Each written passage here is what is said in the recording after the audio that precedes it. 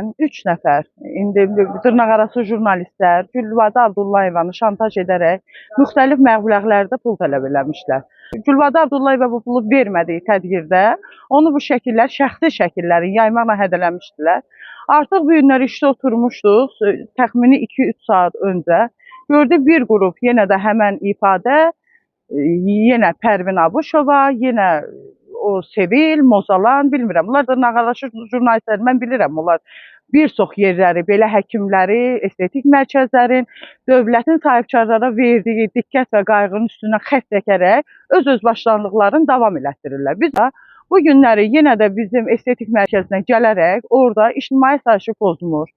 Bir qrup qonşuların qapılarını döymüş, səs-küy saldılar, qışqırıq, tənqid, təhqir, olan sözlər, olmayan sözlər birbaşa dövlətin əleyhinə elədilər çıxışlar və oturdular maşına çıxdılar getdilər.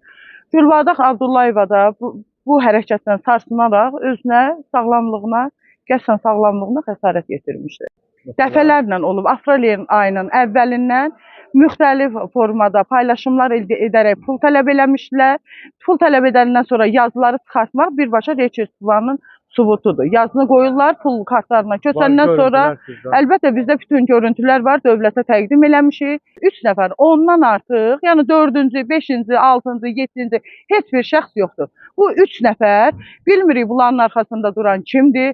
Yəni biz müstəqil Azərbaycan dövlətində yaşayırıq. Yəni hegemonluqla məşğuldurlar. Birbaşa hegemonluqla məşğuldurlar.